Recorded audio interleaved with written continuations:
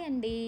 Chettinad chicken చుక్క recipe చూసేద్దాం రండి. దానికి కావాల్సిన ఇంగ్రీడియంట్స్: ధనియాలు, ఎండుమిర్చి, మిరియాలు, చెక్క, లవంగ, ఎండు కొబ్బరి, క్యాషు మరియు తినే పప్పు అన్నీ బాగా మంచిగా అరోమా వచ్చేంత వరకు వేయించుకోవాలండి. అందులోకి కొంచెం కరివేపాకు కూడా వేసి బాగా వేయించాలి. అన్నీ మంచి ఫ్లేవర్ వచ్చిన తర్వాత మిక్సీ పట్టుకోవాలండి.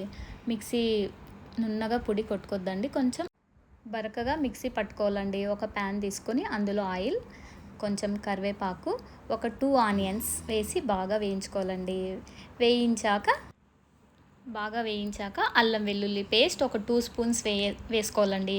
వేసుకున్న తర్వాత బాగా అల్లం వెల్లుల్లి పేస్ట్ బాగా వేయించాలి. తర్వాత 3/4 కిలో చికెన్ తీసుకొని బాగా అందులో వేసి బాగా వేయించాలండి.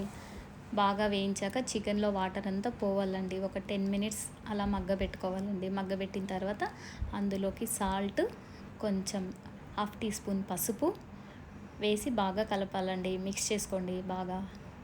ఇందాక మనం మిక్సీ పట్టిన పదార్థాన్ని అందులోకి వేసి బాగా మిక్స్ చేసుకోవాలండి. మిక్స్ చేసుకొని ఒక 5 మినిట్స్ అలా స్లిమ్లో పెట్టి బాగా వేయించుకోవాలండి. వేయించిన తర్వాత మనకి తగినన్ని వాటర్ పోసుకొని కొంచెం 1 టీ స్పూన్ నెయ్యి వేసుకొని మిక్స్ చేసుకొని బాగా ఒక 15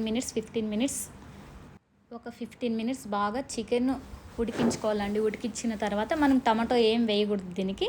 అందులోకి ఒక హాఫ్ లెమన్ పిండుకొని కొంచెం కొత్తిమీర చల్లుకొని బాగా మిక్స్ చేసుకోవాలండి. మిక్స్ అయిన తర్వాత అంతేనండి, ఇక చికెన్ రెడీ అయిపోతుందండి.